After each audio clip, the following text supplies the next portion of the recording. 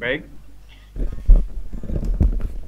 tema yang akan saya bawakan yaitu diagnosis dan prevention of hypertension. Kita tahu bahwa tanggal 17 Mei merupakan Hari Hipertensi Sedunia ya.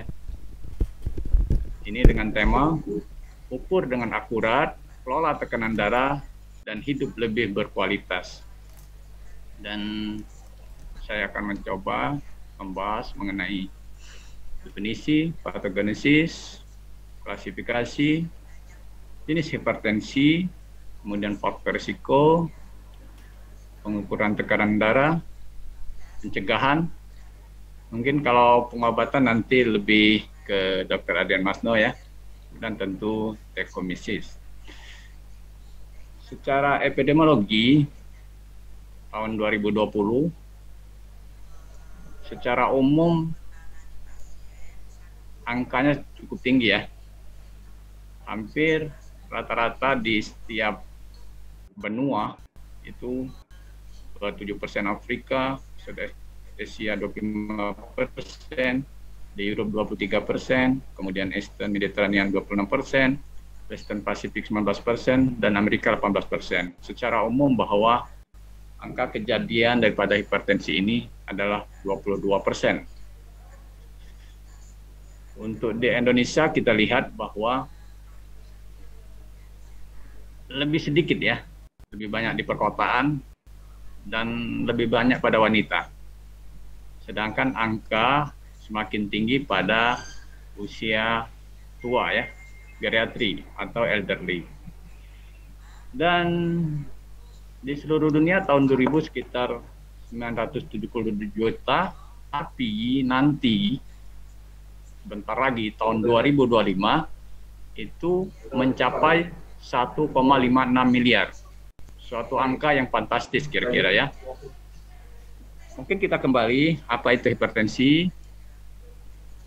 Kita tahu ini hipertensi itu bila tekanan sistolik lebih atau sama dengan 180 dan atau tekanan diastolik lebih atau sama dengan 90 atau sedang mendapat obat anti hipertensi.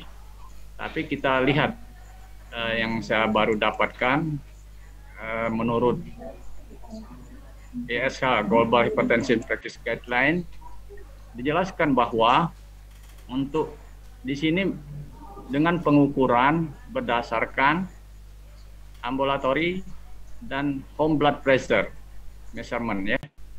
Jadi kalau kita ukur di office, mungkin di sini dijelaskan di rumah sakit, bila lebih atau sama dengan 140 dan diastosnya lebih atau sama dengan 90.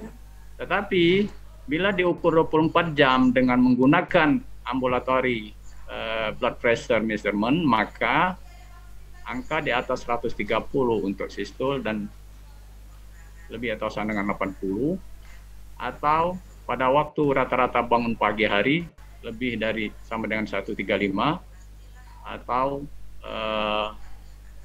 lebih atau sama dengan 85 untuk diastol. Sedangkan pada malam hari ya, waktu tidur rata-rata lebih atau sampai dengan 120 dan lebih atau sama dengan 70. Dan ini pada pengukuran di rumah secara rata-rata di atas 135 atau 85. Jadi ini sudah ada perubahan angka, di mana angka-angka ini menjadi begitu penting karena memang kita memerlukan alat yang bisa mengukur tekanan darah di rumah. Dan kita kembali ke patogenesis hipertensi. Secara hemodinamik tekanan darah arteri ya merupakan resultan dari cardiac output dan resistensi perifer. Di sini bisa kita lihat bahwa tekanan darah merupakan hasil dari cardiac output dan resistensi perifer, di mana cardiac output merupakan heart rate dan stroke, di mana stroke ini adalah merupakan kontraktivitas miokard dan preload, sedangkan preload sendiri adalah volume darah dan kapasitas vena, di mana resistensi perifer adalah resistensi pembuluh darah dan viskositas darah. Dan kita tahu bahwa hipertensi ini terdiri dari autoregulasi perifer, kemudian saraf simpatik, sistem renin-angiotensin-aldosteron, pengaruh elektrolit, dan disfungsi endotel. Kita bahas satu persatu secara ringkas untuk reminding saja bahwa pada sistem saraf simpatis, mekanisme peningkatan sistem simpatis pada hipertensi ini terjadi perubahan ya pada barorefleks dan hemorefleks pada tingkat sentral maupun perifer, di mana aktivasi simpatis ini bisa melalui stimulasi akut ya, melalui adenoreseptor beta 1 di jantung maupun adenoreseptor alfa 1 di vaskuler. Dan stimulasi kronis akan menyebabkan remodeling pembuluh darah dan hipertrofi ventrikal. Untuk autoregulasi perifer ya, ini merupakan mekanisme volume pressure adaptif dari ginjal yang mempertahankan tekanan darah tetap normal. Apabila tekanan darah turun, maka ginjal akan menahan lebih banyak garam dan air untuk meningkatkan tekanan darah, demikian pula sebaliknya. Jadi ini mekanisme yang ada di dalam tubuh. Dan apabila sistem ini terganggu, ya, lebih banyak darah mengalir dalam sirkulasi, terjadi proses autoregulasi, arterial berkontraksi yang berlangsung lama akan terjadi kekakuan arterial. Peningkatan resistensi perifer yang akan mengakibatkan tekanan darah meningkat. Ini suatu kondisi yang saya kira merupakan autoregulasi. Pada sistem renin-angiotensin aldosteron kita lihat bahwa dimulai dari stimulasi simpatetik, kemudian terjadi hipotensi, penurunan garam di ginjal akan merangsang renin ya, yang dari angiotensinogen menjadi angiotensin dirangsang oleh S menjadi angiotensin 2 dari yang satu ke dua, dan angiotensin 2 inilah yang menyebabkan berbagai kondisi di mana akan terjadi kardiak dan vaskular hipertrofi, kemudian aktivasi simpatetik, pengeluaran ADH menyebabkan haus, kemudian terjadi vasokonstriksi sistemik. Di sini terjadi peningkatan tekanan darah, kardiak meningkat, dan peningkatan tekanan arterial. Pengaruh elektrolit. Ini penelitian dari Intelsat ini menyatakan bahwa ya, hampir 10.000 pasien pria dan wanita dengan usia 20-59 tahun dari 50 negara, di mana hasilnya makin tinggi asupan garam seseorang, makin tinggi pula tekanan darah rata-rata orang tersebut. Dan menurunkan asupan garam, terjadi penurunan tekanan darah dan kejadian PJK dan penurunan risiko stroke. Jadi ini sangat penting bahwa asupan elektrolit ini, terutama garam. Kemudian peningkatan natrium dalam sirkulasi akan meningkatkan volume darah, dan hormon natriuretik akan meningkatkan sensitivitas adenoreseptor alfa 1 terhadap katekolamin. Ini kita lihat klasifikasi tekanan darah menurut Jensi 7. Kalau kita lihat ini supaya lebih memahami, karena memang klasifikasi ini banyak sekali ya. Banyak sekali, di mana di sini kita lihat normalnya kurang dari 120 dan kurang dari 80. Ini prehipertensi ya. Derajat 1 hipertensi 140 sampai 159 dan diastol 90 sampai 99. Di mana derajat 2 hipertensi itu bila lebih atau sama dengan 160 sistol atau lebih atau sama dengan 100 diastol. Ini bisa kita bandingkan dengan International Society of Hypertension, di mana sudah mulai ini disebut yang tadi prehypertension di sini sebagai high normal blood pressure. Grade-nya hampir sama ya. Tapi pada American ya, ini 130 sampai 139 dia sudah masuk stage 1.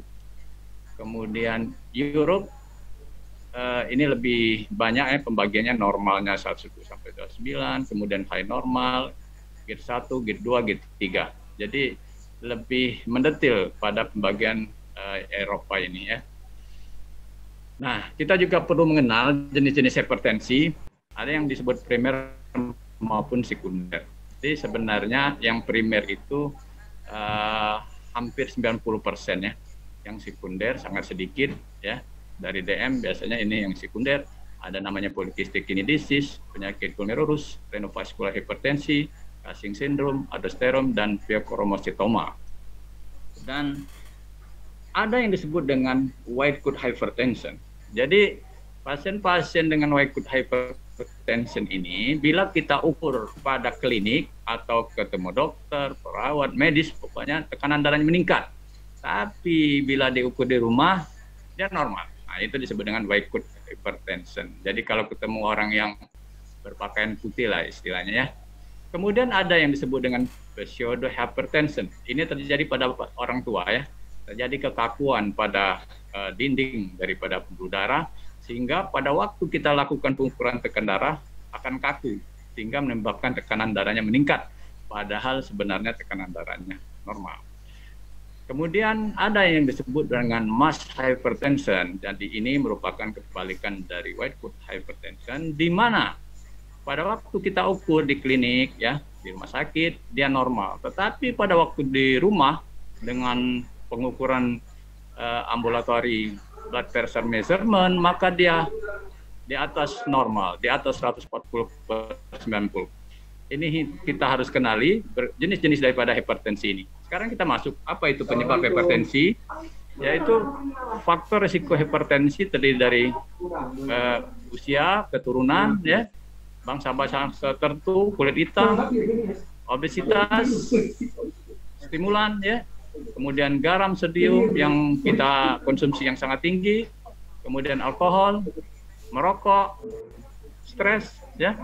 Seringkali orang-orang yang stres, tekanan darahnya akan naik, kemudian juga hiperlipidemia, dan juga tentu diabetes.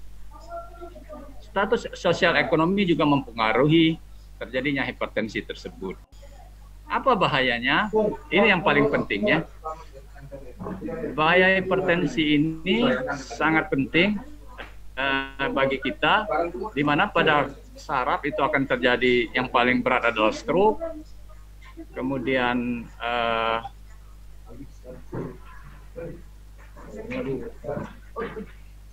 pada jantung bisa terjadi gagal jantung ya, infark. Nanti Dokter Adrian akan banyak menjelaskan. Pada ginjal akan terjadi gagal ginjal sehingga perlu cuci darah. Kemudian pada mata akan terjadi retinopati hipertensi ya. Ini kemudian juga terjadi gangguan di pembuluh darah ya, peripheral artery disease. Itu komplikasi yang terjadi bila tekanan darah tidak dikendalikan dengan baik. Sekarang bagaimana mengukur tekanan darah yang benar? Alat pengukur tekanan darah yang paling baik dipakai tentu ada 3 jenis sphygmomanometer, air raksa, aneroid, dan digital. Yang paling ideal itu air raksa, dan syarat penggunaannya harus benar. Tapi mungkin sekarang sudah berubah ya. Tapi saya tidak tahu juga. Tapi artinya tetap yang ideal air raksa. Mungkin masalah ininya ya, toksiknya.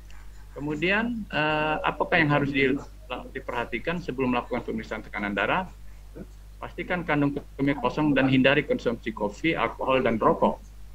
Istirahat duduk dengan tenang selama 5 menit sebelum pemeriksaan dan jangan berbicara saat pemeriksaan. Kemudian juga tenangkan pikiran. Dan bagaimana posisi terbaik saat pengukuran tekanan darah? Pemeriksaan tekanan darah sebaiknya dilakukan dalam posisi duduk dengan siku lengan menekuk di atas meja, dengan posisi telapak tangan menghadap ke atas, dan posisi lengan sebaiknya setinggi jantung. Pengukuran tekanan darah yang tidak akurat akan menimbulkan kesalahan diagnosis dan terapi hipertensi. Jadi sangat penting mengukur tekanan darah yang baik. Ya, ini posisi yang baik. Kemudian bagaimana prosedur pemeriksaan tekanan darah yang baik? Ini sekedar kita memberi gambaran. Pasanglah manset pada lengan atas dengan batas bawah manset 2-3 cm dari lipat siku, dan perhatikan posisi manset. Lebar manset sebaiknya 2/3 dari panjang lengan atas. Kemudian letakkan stetoskop tepat di atas arteri brachialis. Rabalah pulsasi arteri pada pergelangan tangan atau arteri radialis. Kemudian lakukan pompa manset sehingga tekanan manset mencapai 30 mm Hg. setelah pulsasi arteri radialis menghilang. Dan bukalah katup manset dan tekanan manset dibiarkan menurun perlahan dengan kecepatan 2-3 mm Hg per detik. Dan kita tahu bahwa bila bunyi pertama terdengar, ingatlah dan catatlah sebagai tekanan sistolik. Bunyi terakhir yang masih terdengar dicatat sebagai tekanan diastolik. Dan turunkan tekanan manset sampai 0 mm Hg, kemudian lepaskan manset. Pengukuran tekanan darah sebaiknya dilakukan 2 kali untuk mendapatkan nilai tekanan darah rata. Ya. Jadi tidak bisa hanya sekali. Jadi kita akan lakukan 2 kali untuk memastikan tekanan darah yang kita ukur itu memang memenuhi syarat. Ini ya caranya. Oke. Dan ini kalau sudah tidak ada suara akan terdengar sistol, kemudian diastul. Untuk diagnosis tentu kita harus mulai dari anamnesis ya. Kita akan menanya apa lamanya menderita, derajat tekanan darah, harus mencari faktor risiko lain. Kemudian juga gejala kerusakan organ, kemudian pengobatan antihipertensi sebelumnya.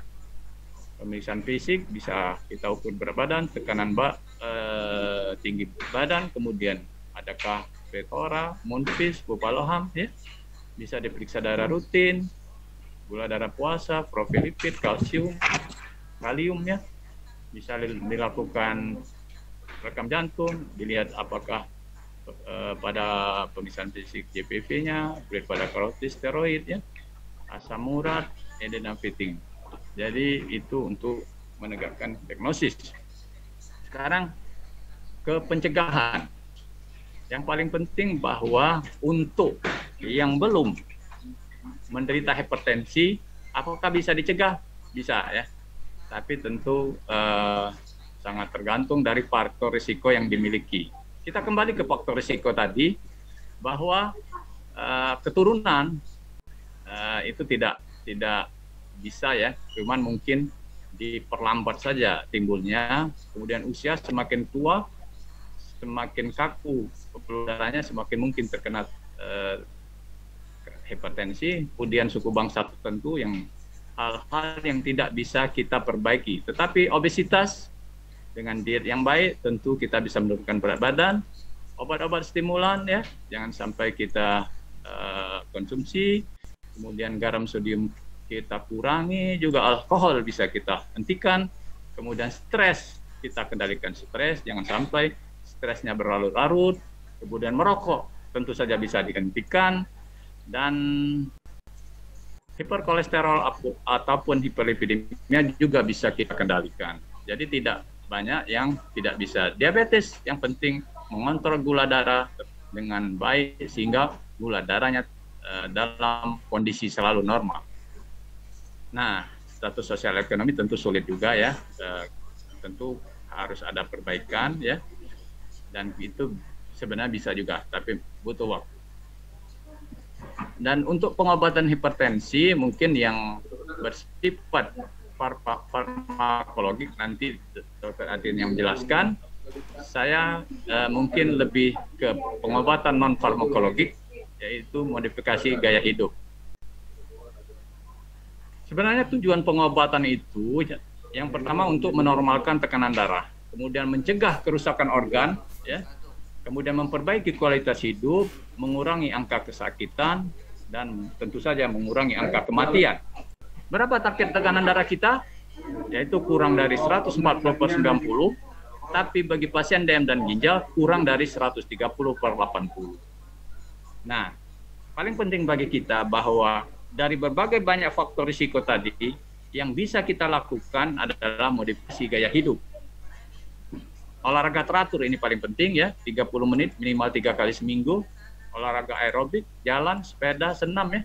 Yang paling banyak sekarang kan sepeda, goes ya. Kita lakukan dengan baik. Sebelum olahraga konsultasi dokter bila perlu di treadmill.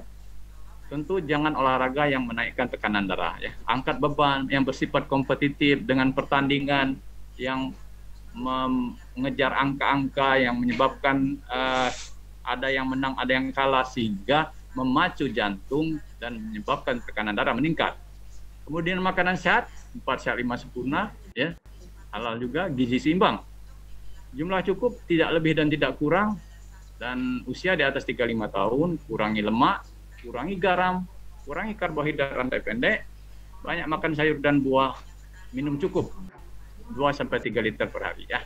Minum cukup ini sangat penting untuk ginjal, sehingga ginjalnya akan kondisi baik. Nah tadi, apa hubungannya modifikasi gaya hidup dengan target tekanan darah? Bila berat badan turun, maka akan turun tekanan darah 5-20 mm Hg. Bila turun berat badan sebanyak 10 kg. Diet rendah garam akan menurunkan 2-8 mm Hg. Aktivitas fisik akan menurunkan 4-9 mm Hg, dan rendah alkohol 2-4 mm Hg. Jadi ini adalah hal yang penting. Kenapa perlunya modifikasi gaya hidup?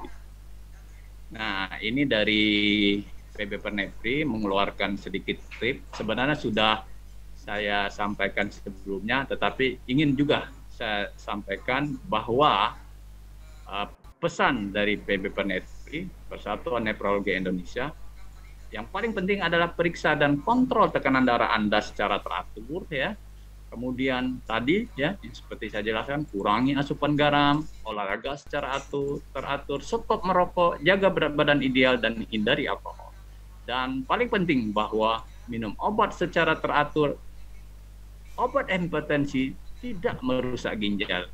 Ini banyak sekali berkembang di masyarakat, pasien-pasien yang merasa bila memakan obat terus-menerus obat antihipertensi merasa akan rusak ginjalnya. Ini adalah hal-hal yang salah. Apa yang penting yang harus kita ingat sebagai take home message adalah deteksi dini, ya. Kita harus tahu, kenali faktor risiko yang kita miliki, dan dengan mengenali kita bisa meminimalisasi terjadinya hipertensi, kemudian kenali jenis hipertensi, dan tentu saja kita harus melakukan pengukuran tekanan darah yang baik dan benar, lakukan tata laksana hipertensi dengan baik.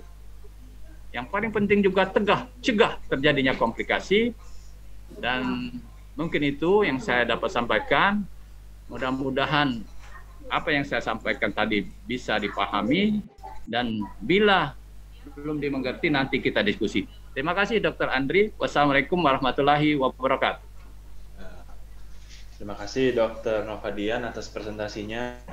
Dok, ini udah banyak dok yang ini pertanyaan dok. Tapi kepada sejawab sekalian, sesi tanya jawabnya nanti digabung setelah pemaparan oleh pemateri yang kedua.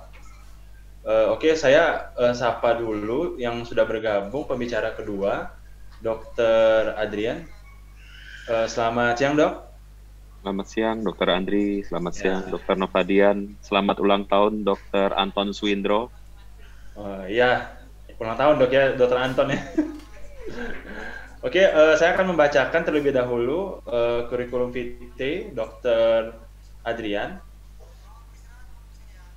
Dr. Adrian Masno, spesialis jantung pembuluh darah, konsultan, VHFASCC, menyelesaikan pendidikan spesialisnya ilmu spesialis penyakit jantung dan pembuluh darahnya di Fakultas Kedokteran Indonesia tahun 2011.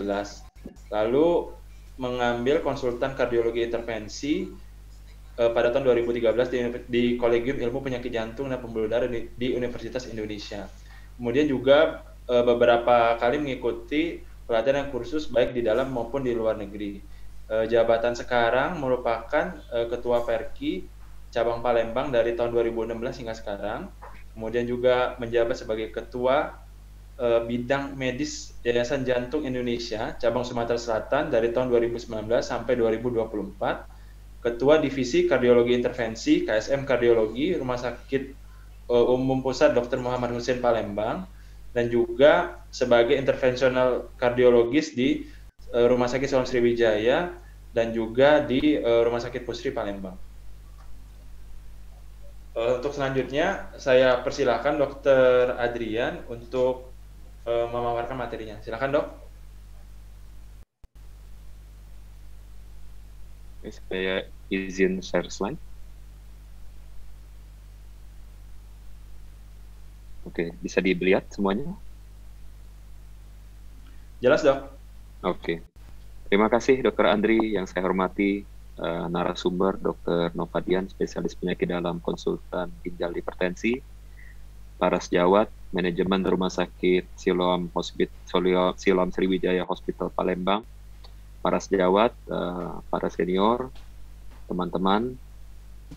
Pada siang hari ini saya akan membawakan bagaimana kita melakukan terapi yang optimize untuk hipertensi, terutama pada era new normal ini.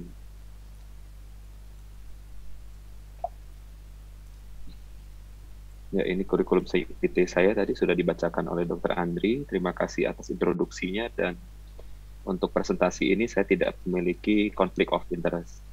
Ya, seperti dikemukakan oleh Dr. Novadian tadi bahwa tanggal 17 Mei diperingati sebagai Hari Hipertensi. Kenapa diperingati sebagai Hari Hipertensi? Karena kita menilai bahwa perlu suatu kesadaran ya, terutama di era pandemi ini, untuk bagaimana kita lebih aware terhadap hipertensi. Jadi World Hypertension League itu mempromosikan 17 Mei sebagai Hari Hipertensi, dan tema pada tahun ini adalah ukur dengan akurat, kelola tekanan darah, dan untuk hidup dan yang lebih berkualitas. Jadi kita lihat di sini poinnya adalah bagaimana kita mengukur tekanan darah, tapi tidak hanya mengukur tekanan darah, tetapi mengukur dengan akurat.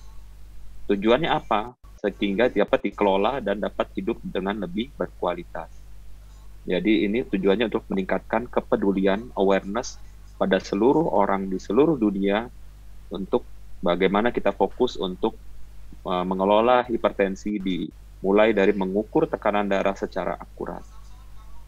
Ya, ini berdasarkan epidemiologi kita lihat seluruh dunia memiliki hipertensi. Bahkan tadi dari Dr. Novadian, prevalensi hipertensi itu mungkin sekitar 30%. Jadi kalau misalnya dalam satu ruangan ada 100 orang, berarti 30% pasien adalah hipertensi. Dan dari statistik kita tahu bahwa dari semua pasien hipertensi kita hanya sepertiga yang terkontrol, sisanya nggak terkontrol.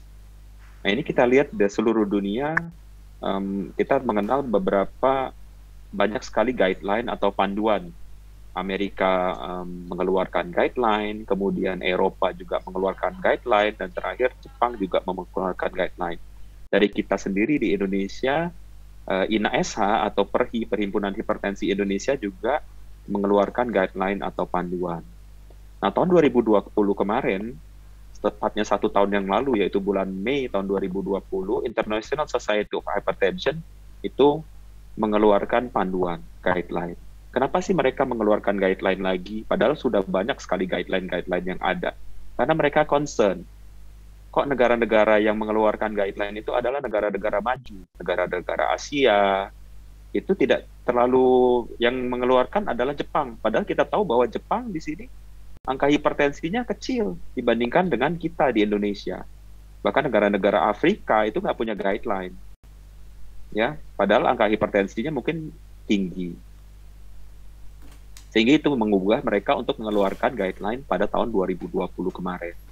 Kenapa ini penting? Karena tadi dari Dr. Novadian juga bilang bahwa 1,39 miliar diestimasikan adalah hipertensi.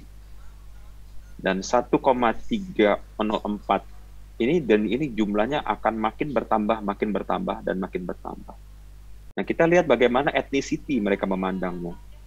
Jadi mereka lihat bahwa East Asian population itu memiliki kecenderungan untuk salt sensitive dan memiliki obesity ya pada pasien dengan hipertensinya. Dan ini meningkatkan resiko stroke, terutama stroke yang hemoragik dan non-ischemic heart failure dibandingkan dengan Western population. Dan South Asian dalam ini diwakili oleh Indian, orang-orang India itu memiliki resiko kardiovaskular yang tinggi. Kenapa? Karena mereka memiliki angka metabolic syndrome yang tinggi, dan ini merupakan faktor resiko untuk CAD dan type 2 diabetes. Nah, ini sudah dikemukakan oleh Dr. Novadian tadi bagaimana kita melakukan klasifikasi hipertensi. Bahwa klasifikasi hipertensi berdasarkan Indonesian Society of Hypertension adalah grade 1, 141 sampai 159, dan diastolik 90 sampai 99, dan grade 2 adalah hipertensi di atas 160 dan atau hipertensi di atas 100. Tentu klasifikasi yang lain kita juga ada yang sampai grade 3, dan di sini juga ada isolated systolic hypertension, itu berdasarkan dari klasifikasi dari European Society of Hypertension. Jadi terserah mau pakai yang mana, yang penting ada yang dipakai ya, ada panduan yang dipakai. Nah, kita juga mengenal ada office blood pressure dan ambulatory blood pressure measurement dan home blood pressure measurement. Jadi mereka memperkenalkan bagaimana kita aware bahwa hipertensi itu tidak hanya kondisi yang kita temukan di klinik, tapi hipertensi adalah kondisi yang kita temukan bahkan seluruh kehidupan pasiennya, pada saat dia berada di rumah, pada saat dia berada di kantor, pada saat dia beristirahat, pada saat dia melakukan aktivitas. Ini berdasarkan panduan dari INA-SH, didapatkan bahwa tekanan darah misalnya kurang dari 120/80 tetap harus diukur tekanan darahnya, dipantau minimal setiap 5 tahun. Untuk orang yang normal 120 sampai 129 sistolik dan diastolik 80 sampai 84, ukur tekanan darah setiap 3 tahun. Tapi untuk yang normal tinggi, maka kita pikirkan apakah dia memiliki hipertensi yang terselubung atau mass hypertension. Ini dipantau tekanan darahnya. Nah, untuk menyingkirkan mass hypertension, tentu kita bisa gunakan modalitas yang lain, yaitu ambulatory blood pressure measurement atau home blood pressure measurement. Nah, untuk pasien dengan sudah hipertensi, dengan tekanan darah di atas 140/90, ini harus di-manage. Yang pertama, yakinkan bahwa dia hipertensi. Yang kedua adalah apakah dia sudah memiliki HAMOT, atau bukan lemot ya, HAMOT. HAMOT itu hypertension mediated organ damage. Sudah timbul target organ damage belum? Nah, bagaimana sekarang kita menekankan mengukur tekanan darah dan mengukur tekanan darah dengan tepat? Ya, ini kita lihat kuncinya adalah pasien harus dengan istirahat, kakinya menempel di lantai, menggunakan manset ukuran yang sesuai, tidak boleh terlalu kecil dan tidak boleh terlalu besar. Dan pasien tidak boleh berbicara ketika sedang di tensi. Kita kadang-kadang pasien di poliklinik cepat-cepat dari lift atau habis jalan-jalan ngos-ngosan langsung kita tensi. Tentu tensinya tidak akurat. Jadi kita sebagai tenaga medis pun harus menekankan bagaimana kita mengukur tekanan darah pasien dan bagaimana kita mengukur tekanan darah secara benar. Ya, kondisinya harus ideal. Pasien juga dianjurkan untuk mengukur tekanan darah dan tanyain sebelumnya habis minum kopi apa tidak, habis minum teh atau tidak misalnya ya. Ya, bagaimana kita mengukur office blood pressure measurement? Kita lakukan 2-3 kali kunjungan dengan interval 1-4 minggu. Ya, biasanya kita ketemu pasien terutama BPJS kan 1 kali seminggu atau 1 kali setiap 1 bulan. Nah, apabila kita temukan tensi tinggi, tentu kita nggak bisa di atas 140, tentu kita nggak bisa langsung bilang bahwa dia hipertensi. Harus kita cari apakah betul nggak dia hipertensi, atau jangan-jangan hanya white coat hypertension.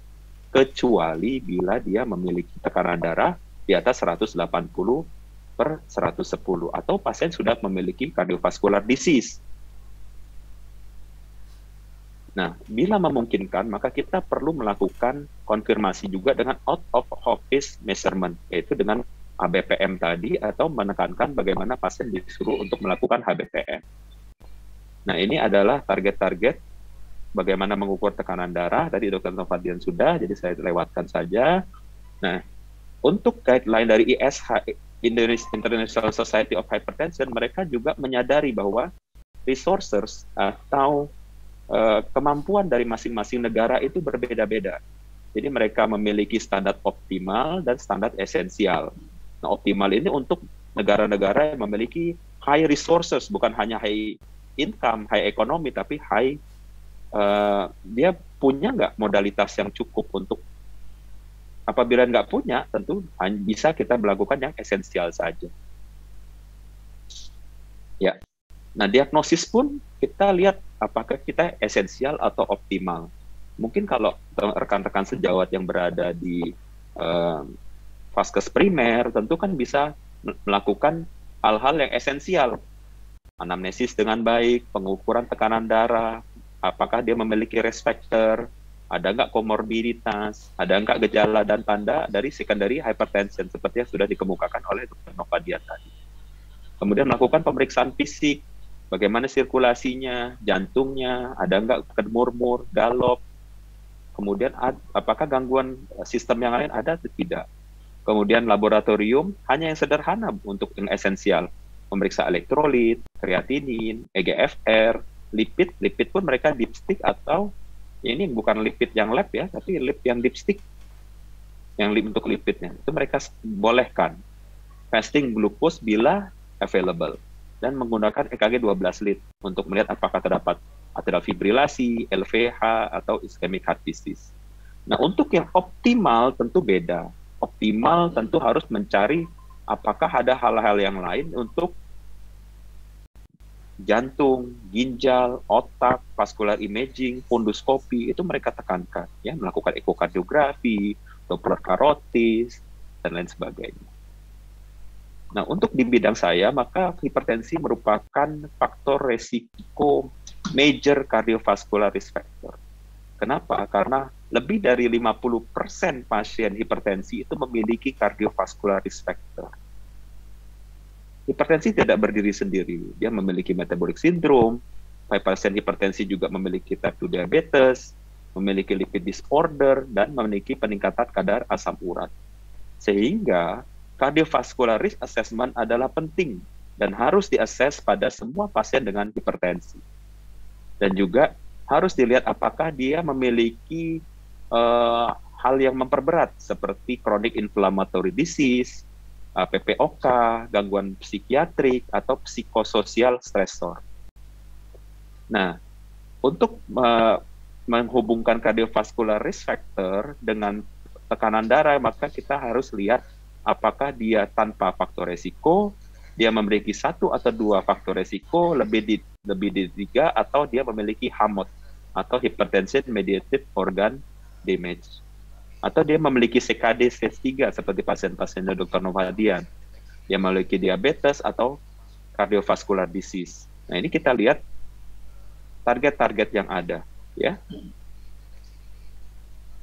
Untuk pasien-pasien dengan HAMOT, tentu kita anggap bahwa pasien-pasien ini memiliki cardiovascular risk factor yang tinggi atau high. Nah, kenapa kita penting sekali memperhatikan HAMOT? Kadang-kadang pasien kita merasa, dok, saya tensi saya nggak ada darah tinggi, tapi ternyata dilakukan ekokardiografi sudah ditemukan adanya left ventricle hypertrophy bahkan.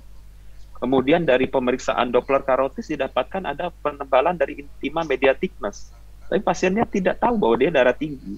Kenapa? Kadang-kadang darah tinggi itu ya tidak bisa dikeluhkan oleh pasien.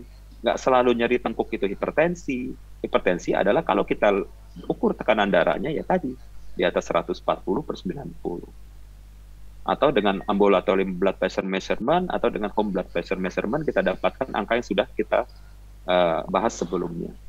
Jadi HAMOT ini sangat penting untuk melihat apakah terdapat gangguan struktural dan fungsional dari arterial atau organ-organ yang disuplai oleh pembuluh darah tersebut yang disebabkan oleh peningkatan tekanan darah. Jadi HAMOT ini penting. Yang pertama adalah untuk manajemen. Di bawah manajemen hipertensi kita ditunjukkan untuk memperkecil atau meminimalisir kerusakan dari organ. Yang berikutnya adalah untuk memilih obat-obat apa yang kita gunakan spesifik terhadap HAMOT tersebut. Nah, untuk melihat HAMOT, kita juga bedakan apakah layanan kita esensial atau optimal. Nah, untuk esensial tentu dapat kita lakukan pemeriksaan yang sederhana seperti peningkatan pemeriksaan kreatinin, dipstick urine test untuk melihat apakah terdapat proteinuri dan EKG 12 sadapan. Jadi diharapkan ini dan setiap layanan kesehatan memiliki layanan ini. Nah, untuk yang optimal tentu bisa dilakukan brain, kemudian eyes, kita lihat fundoskopi, kidney melakukan USG, heart melakukan ekokardiografi, arteri melakukan pemeriksaan Doppler karotis ataupun pemeriksaan misalnya ABI atau ankle brachial index. Nah, serial assessment of HAMOT itu sangat kita butuhkan untuk melihat apakah terdapat progresivitas dari HAMOT atau tidak. Selain itu juga sejawat sekalian, kita harus mencari ada nggak kondisi-kondisi yang dapat mengakibatkan eksaserbasi atau inducer untuk hypertension. Rata-rata pasien kita, pasien-pasien hipertensi itu adalah usia lanjut. Jadi kita kadang-kadang mudah sekali memberikan anti-inflamasi non-steroid. Karena pasien kita selalu masuk dengan sakit lutut, sakit pinggang, sakit leher, sehingga kita ringan sekali untuk memberikan obat anti-inflamasi non-steroid. Ternyata kita lihat bahwa obat anti-inflamasi non-steroid ini juga sangat mempengaruhi terjadinya hipertensi, terutama yang, tapi di sini kita lihat no difference or an increase up to 1 mm/Hg dengan celecoxib, no increase in blood pressure dengan aspirin, namun dan NSAID can antagonize effect of RA system. Jadi obat antihipertensi kita dimentahkan oleh NSAID sini, sehingga kita pasien kita nggak turun-turun ya tensinya. Dan kita lihat juga acetaminophen ternyata meningkatkan relative risk 1,34 hipertensi with almost daily acetaminophen use. Jadi kita juga harus hati-hati, walaupun paracetamol atau acetaminophen ini merupakan yang ringan, tapi kita juga harus memperhatikan hal-hal tersebut. Kemudian apakah dia memiliki kontrasepsi, antidepresan, dan jangan-jangan dia memiliki mengkonsumsi juga obat-obat yang lain seperti steroid, antiretroviral, dan lain sebagainya. Ya, dengan kita mengetahui eksaserbator dan inducer dari hipertensi tadi, jadi kita bisa melakukan edukasi ke pasien. Kalau memang pasien tersebut memiliki mengkonsumsi obat-obat tersebut atau memiliki kondisi tersebut, ya tentu kita harus sarankan ke pasien untuk misalnya jangan sering-sering menggunakan obat antiinflamasi non-steroidnya, terutama juga di bidang saya, pasien-pasien dengan gagal jantung juga bisa terjadi eksaserbasi akut decompensated heart failure-nya akibat penggunaan obat-obat antiinflamasi yang non-steroid.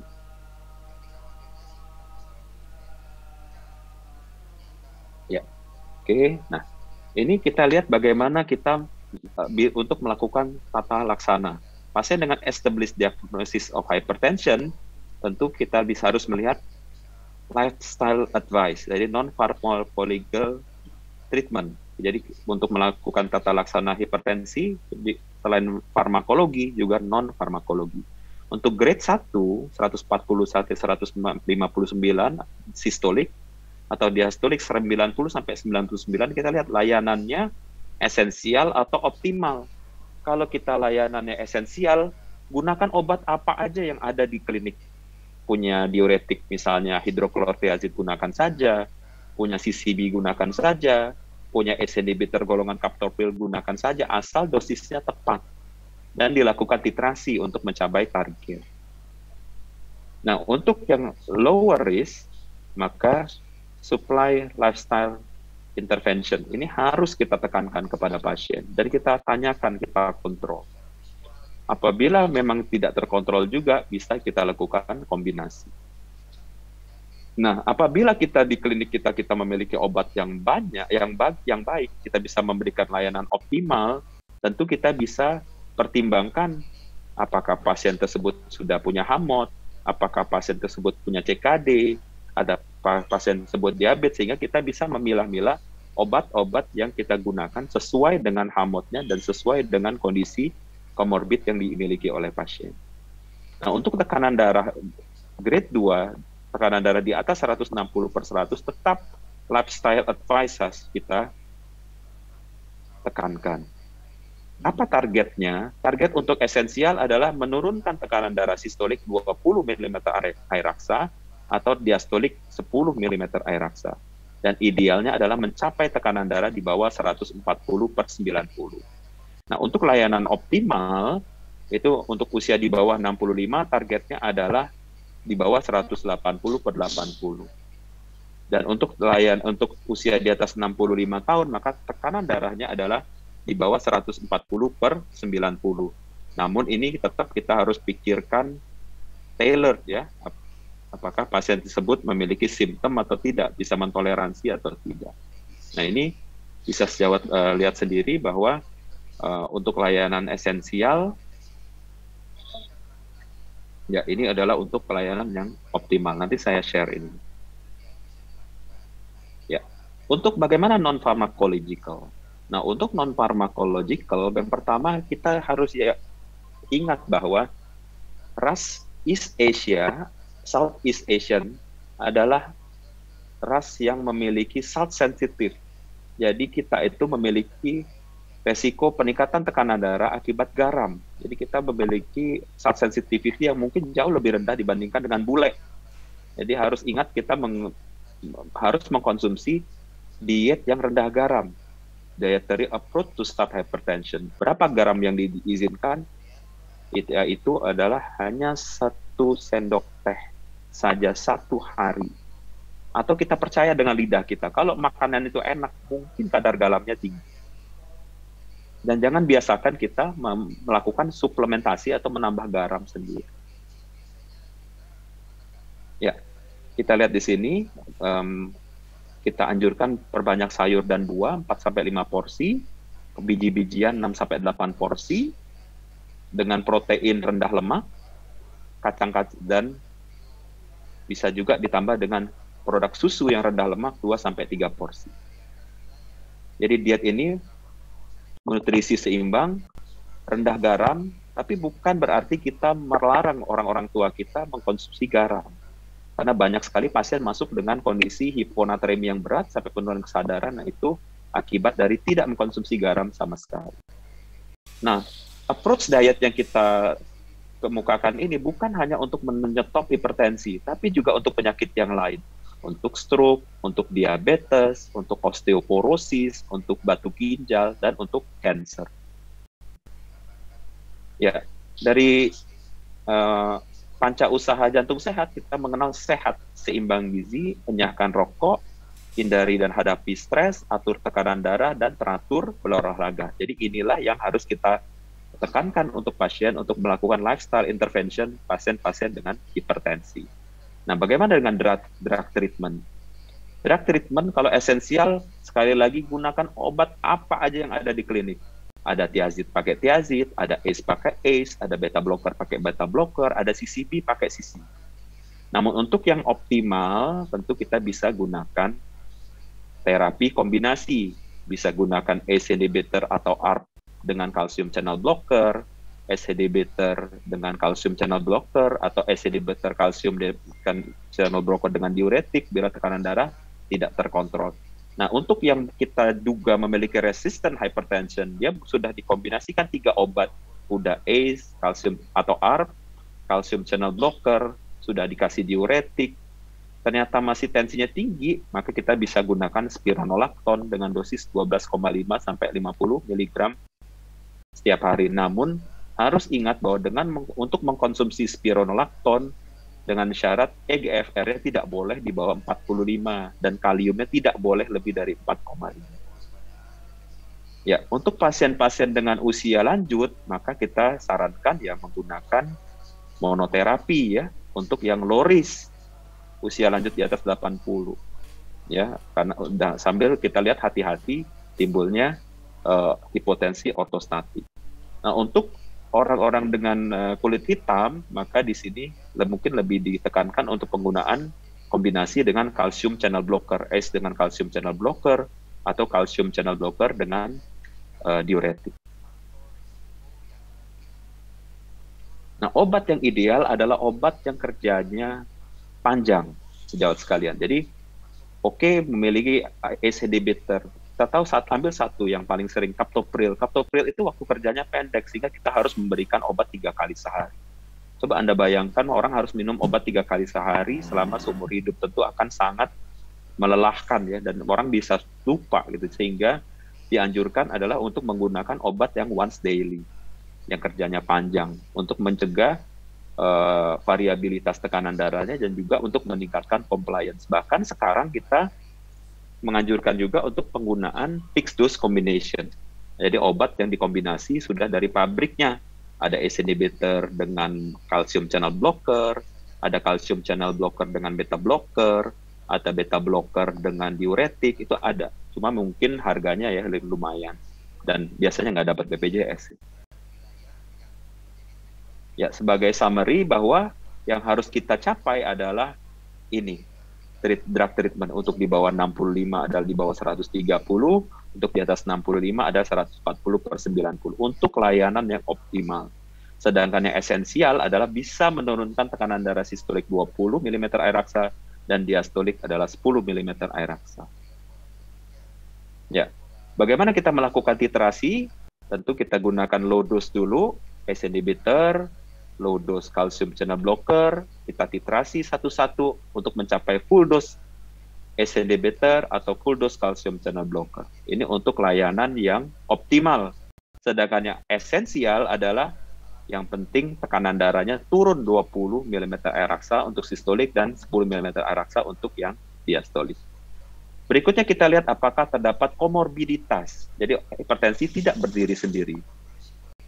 Komorbiditas yang meningkat biasanya age, usia, makin tua, pasien akan makin banyak penyakitnya. Misalnya hanya hipertensi aja, hipertensi dengan cardiovascular disease, hipertensi dengan chronic kidney disease, tentunya kita harus melihat komorbiditas yang ada.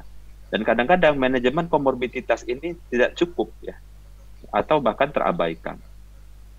Jadi komorbiditas yang kita cari yang paling sering adalah CAD, stroke, CKD, gagal jantung, COPD, dan paling yang sekarang juga banyak adalah HIV/AIDS. Dan juga terdapat juga uncommon comorbidities, yaitu penyakit inflamatori, chronic inflammatory disease, dan gangguan psikiatri. Nah, penanganan komorbiditas ini tentu sangat individual ya, tergantung dari komorbiditas yang ada.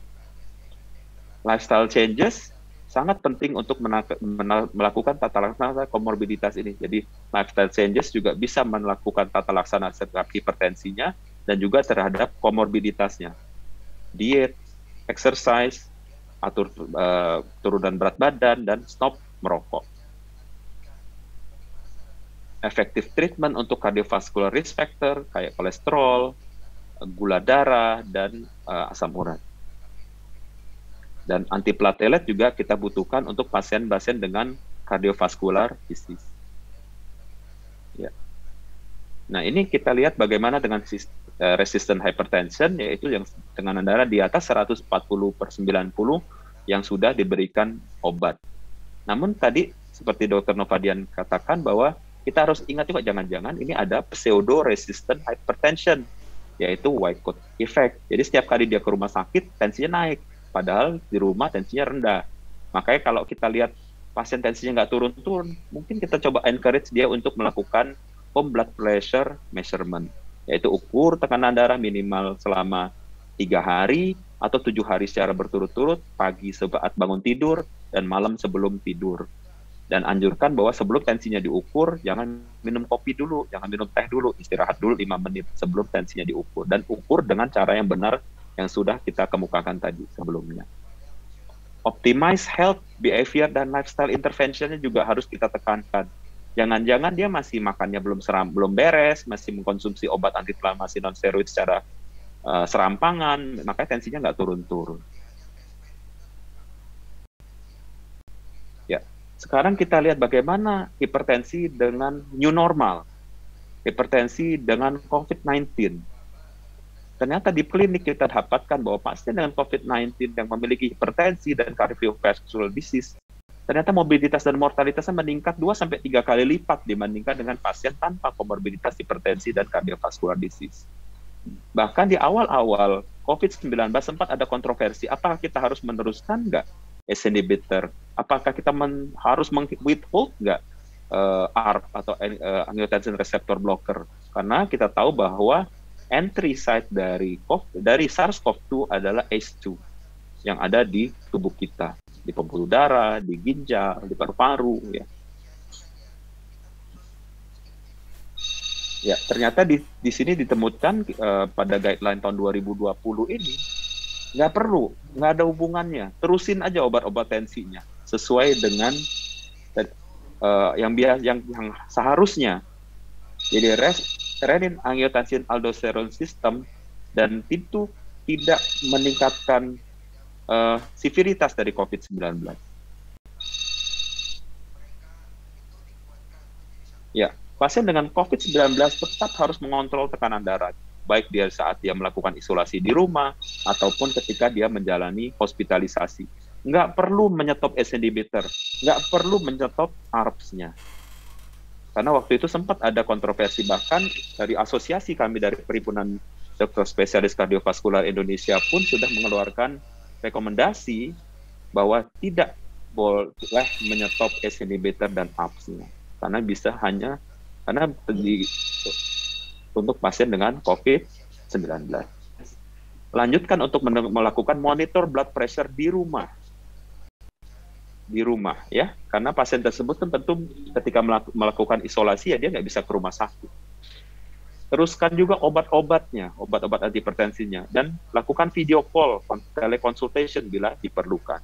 Untuk pasien yang dirawat, tetap kita harus lakukan terapi untuk hipertensinya. Namun harus hati-hati, kadang-kadang pasien dengan kondisi yang berat terjadi hipotensi ya akibat dari kondisi fisiknya yang makin berat. Lanjutkan treatment sesuai dengan guideline yang kita pakai, bisa dengan ESC, ISH dan lain sebagainya tadi. Dan tidak boleh menyetop ACE inhibitor atau ARBs, kecuali kada situasi yang lain, seperti misalnya ada hipotensi atau hiperkalemia atau perburukan dari fungsi ginjal. Cek kadar potasium, karena hipokalemi itu sering sekali timbul pada pasien dengan COVID-19. Itu pengalaman saya juga, sering sekali pasien dengan COVID-19 itu menjadi hipokalemi dan terjadi hipokalsemia.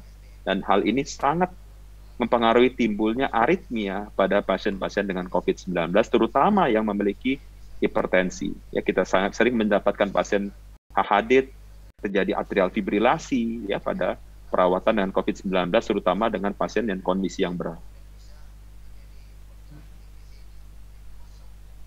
Ya, kita lihat di sini ini adalah pengalaman di Italia, bagaimana mereka menggunakan telemedicine untuk melakukan pemantauan home blood pressure measurement dikombinasi dengan telemedicine.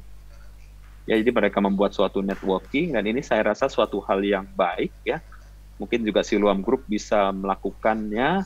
Kita memantau secara telemedicine untuk pasien-pasien kita dengan COVID-19, terutama dengan cardiovascular disease dan hipertensinya. Jadi ini integrated ya, kita dari segi nutrisinya, pengantaran obat-obatannya, kemudian kita menekankan bagaimana mereka melakukan home blood pressure measurement ya. Dan apabila dia memiliki kondisi kegawat daruratan, ya tentu kita akan jemput. Saya rasa sih ini sudah berjalan juga di Siloam Hospital Palembang. Jadi tentu dari kesimpulan dari artikel tadi didapatkan bahwa telemedicine pada era COVID-19 dapat meningkatkan efisiensi dan quality of care dan menurunkan healthcare cost ya, dan environmental pollution. Jadi pasien dengan COVID-19 yang nggak perlu ke rumah sakit karena mereka dikhawatirkan akan bisa mengakibatkan penularan ya.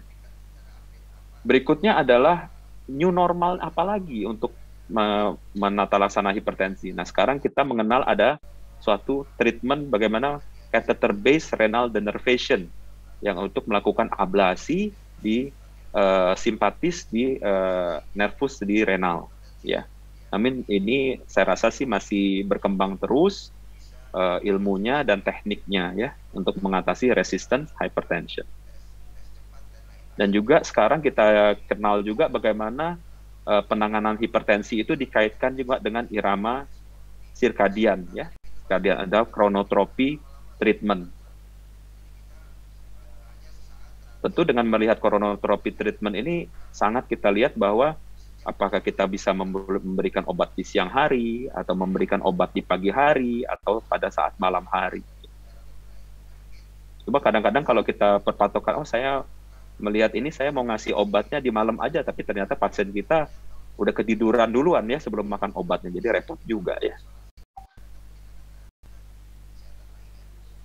Jadi untuk new normal ini, pasien-pasien yang COVID-19 tentu kita harus treat sebagai COVID-19-nya. Renal denervation juga cukup menjanjikan, mengadopsi guideline dengan baik dan benar, dan bedtime dosing. Ya, ini bisa kita berikan kita untuk post-COVID era untuk penanganan hipertensi. Jadi sebagai take home message, kita harus follow the guideline.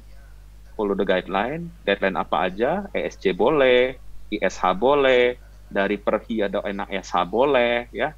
Dan di sini kita lihat bahwa ACE inhibitor ini merupakan cornerstone untuk treatment, nggak usah di-stop untuk pasien-pasien dengan COVID-19, nggak usah takut, karena ya ACE inhibitor ini bahkan tersedia sampai ke puskesmas ya, captopril pasti ada di puskesmas.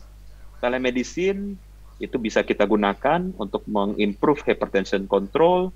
Renal denervation merupakan treatment yang promising, namun masih mahal ya, dan masih membutuhkan perkembangan di teknik atau di alat-alatnya.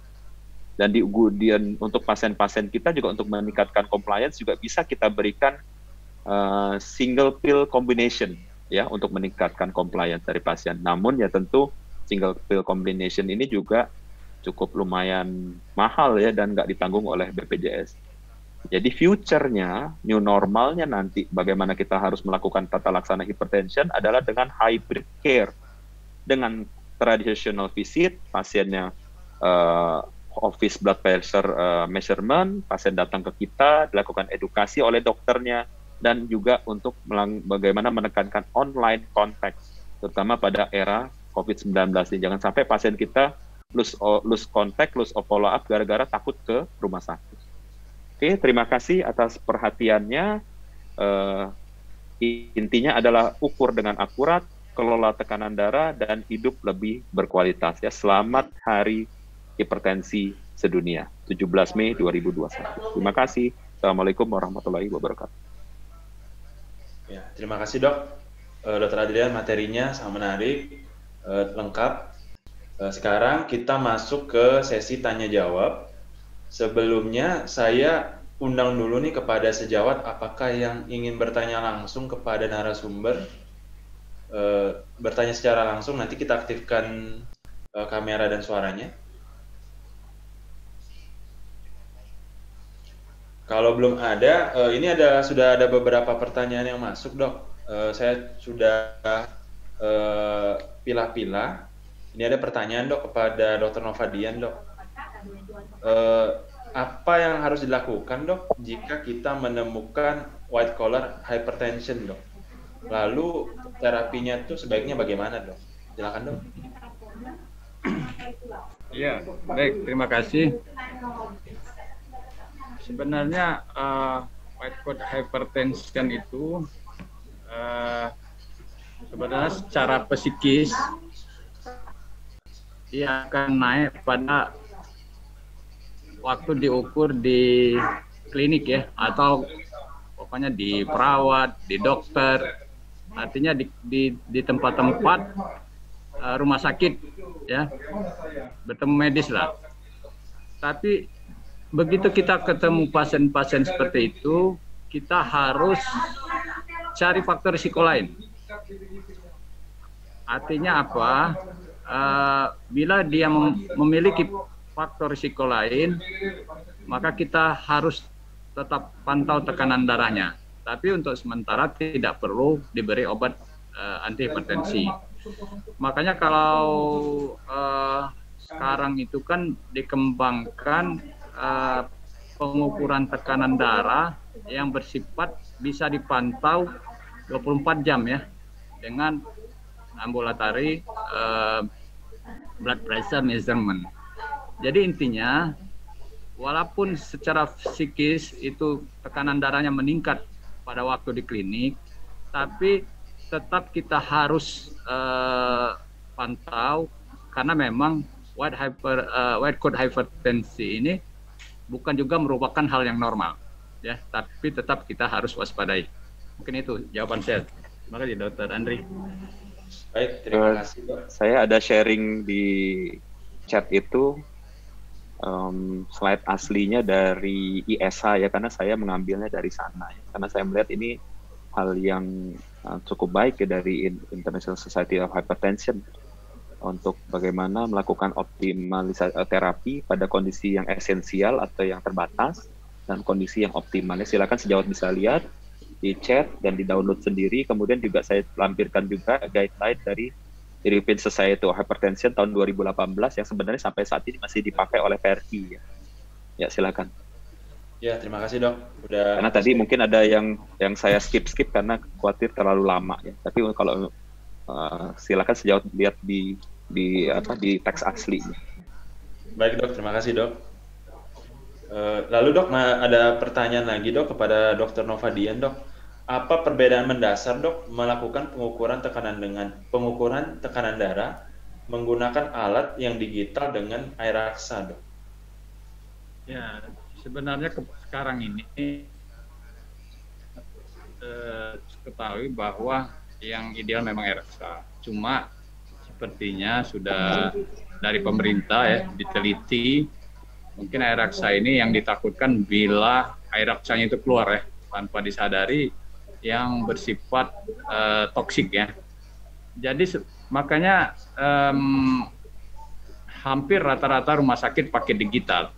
Sebenarnya yang digital ini lebih sensitif ya, artinya dengan sedikit perubahan bisa berubah tekanan darah. Tapi kita juga harus mengikuti aturan pemerintah. Makanya yang terbaru itu tekanan darah itu tidak hanya diukur pada waktu di klinik saja atau disebut ofisial, tapi juga diukur di rumah. Makanya definisi terbaru itu ada angka-angka pengukuran waktu 24 jam di rumah, waktu bangun tidur ya, waktu tidur, sehingga angka-angka itu menjadi akurat untuk mengetahui tekanan darah selama 24 jam. Jadi secara ideal memang tetap air raksa, tapi karena kondisi yang ditakutkan dari air raksa tersebut, maka sekarang tidak dipakai lagi. Maka kita ikut digital sekarang sepertinya. Seperti itu, Dr. Andri. Baik, Dok, terima kasih, Dok, atas jawabannya, Dok. Ini saya beralih ke Dr. Adrian, Dok. Ada yang bertanya nih, Dok, jawab, Dok. Ini, Dok, mengenai terapi antihipertensi. Jika sejawat kita mempunyai pasien hipertensi, lalu setelah pengobatan tensinya terkontrol, Dok, ini banyak yang bertanya, Dok, bagaimana cara menurunkan dosis obatnya dan apakah bisa dilakukan penghentian obat, Dok? Silakan, Dok, dijawab, Dok. Ya, banyak obat-obat antihipertensi yang kita gunakan juga memiliki efek untuk penyakit yang lain. Contoh di bidang saya misalnya pasien dengan hipertensi dengan gagal jantung. Tentu obat yang hipertensi yang kita pakai juga memiliki efek untuk modifikasi treatment terhadap neurohormonal, ACE inhibitor untuk meredam RAA system, kemudian beta blocker untuk meredam sympathetic activity-nya, kemudian spironolactone atau dalam hal ini kita gunakan untuk sebagai aldosteron antagonis. Jadi untuk pasien-pasien hipertensi yang low risk, apabila misalnya dia punya tekanan darah sudah terkontrol akibat diet, misalnya pengaturan pola makan dia udah turun, ya tentu bisa kita stop. Misalnya apabila sudah dipantau dengan ABPM atau HBPM, tensinya bagus. Tapi untuk yang pasien yang sudah memiliki komorbiditas atau hipertensi dengan high risk, saya tidak sarankan untuk di stop obat antihipertensinya. Karena sudah terdapat target organ damage ya, atau hypertension mediated organ damage atau HAMOD. Satu lagi untuk pasien-pasien dengan hipertensi yang sudah terdapat atrial fibrilasi, jangan puas untuk melakukan pengukuran tekanan darah satu kali saja. Maka dianjurkan untuk melakukan pemeriksaan tekanan darah lebih dari 1. Bisa sampai 6 kali kita ukur tensinya. ya kemudian diambil ratanya. Ya, kalau memang nggak mau 6 kali, ya udah ukur aja 3 kali. Terus diambil ratanya, itulah tensi. Kenapa? Karena atrial fibrillasi kan pasiennya heart rate-nya irregular. Terutama kadang-kadang kalau alat digital ya dia kadang-kadang bisa underestimate atau overestimate. Baik, Karena Dok. dari Ada yang mau ditambahkan, Dok?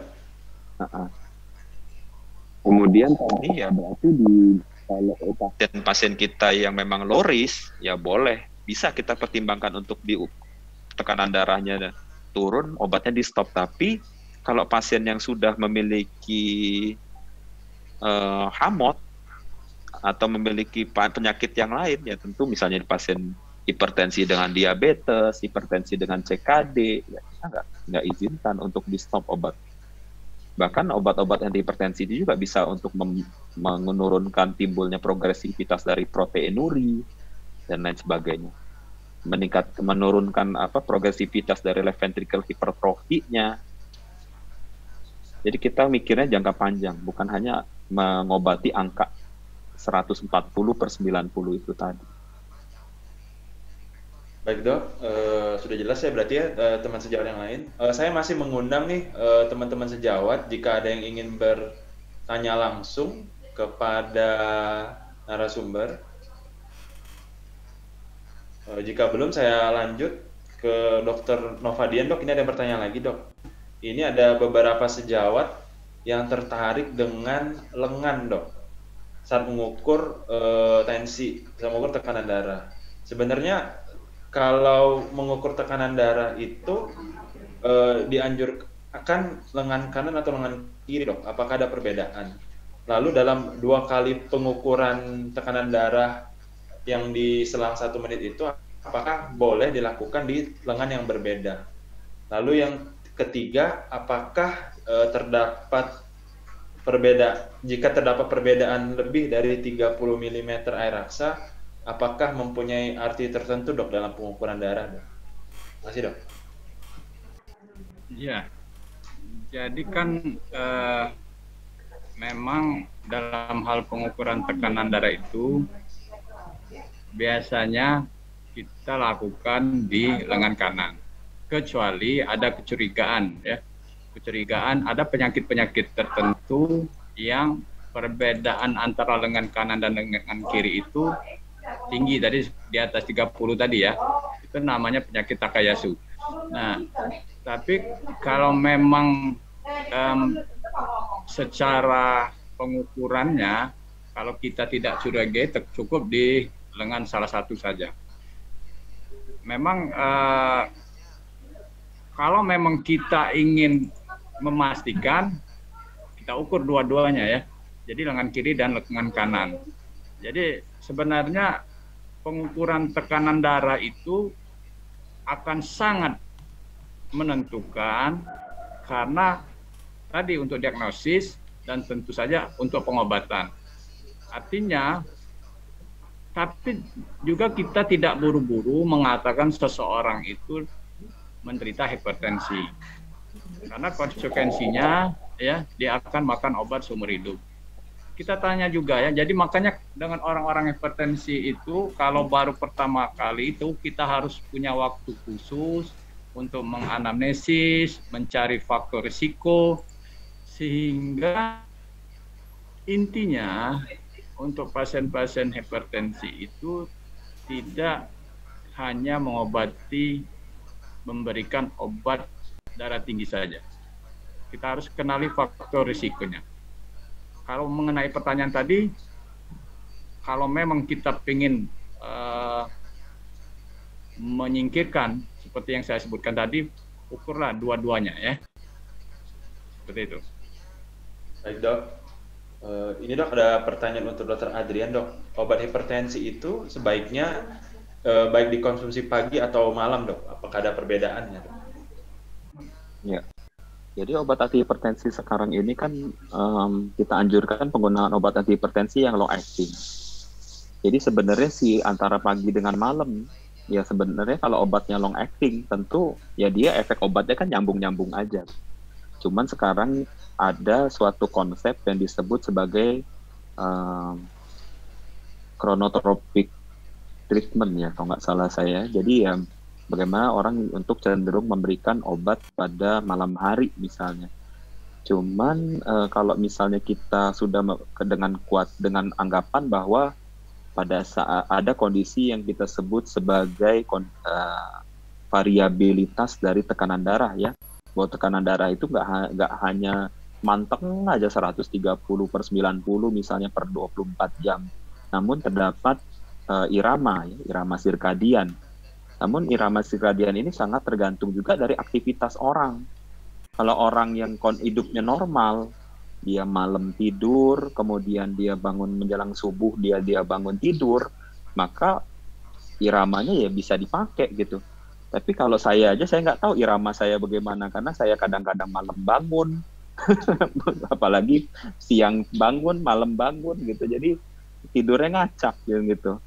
Tapi kalau orang, apalagi kayak satpam misalnya yang tekanan darahnya pada saat malam hari malah dia bangun, pada saat siang dia tidur kan gitu.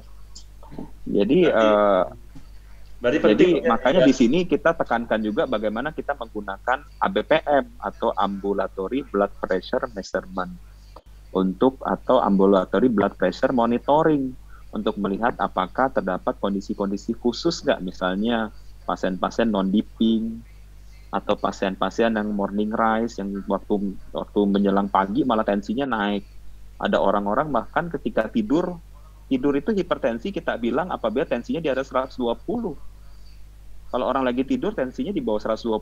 Kalau di atas 120 dianggap tensinya tinggi. Tapi kan itu nggak bisa kita tahu kalau nggak kita periksa.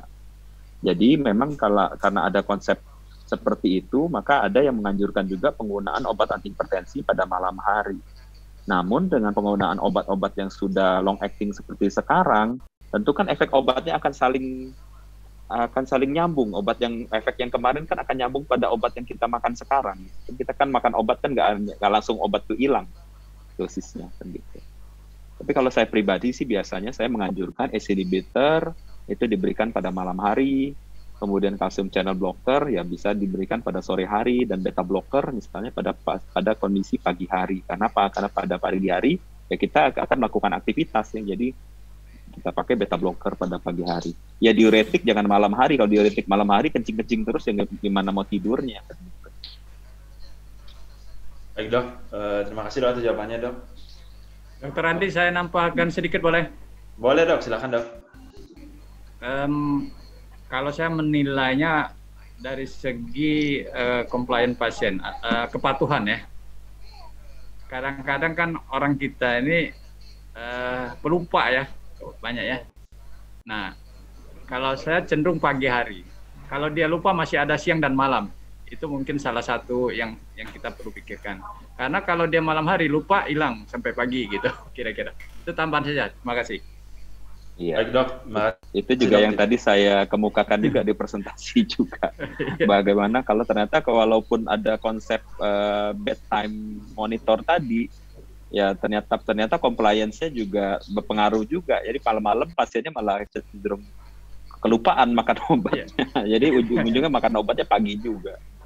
Iya. Baik dok, makasih dok tips-tipsnya dok. Lalu ini dok ada yang bertanya kepada dokter Adrian dok.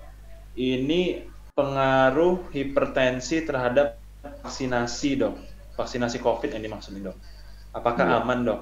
Lalu kan kalau dalam screening vaksinasi itu tekanan darah di atas 180/110 mm merkuri tidak diperbolehkan dok. Itu apakah berlaku untuk vaksinasi COVID atau berlaku juga untuk vaksinasi yang lain dok? Terima kasih dok. Ya, untuk vaksinasi COVID-19, pasien dengan hipertensi malah bukan hanya dianjurkan, malah wajib ya untuk dilakukan vaksinasi. Bahkan nggak hanya vaksinasi COVID, vaksinasi influenza pun dianjurkan untuk pasien dengan hipertensi dan pasien dengan cardiovascular disease. Itu udah ada panduannya, bahkan masuk di guideline.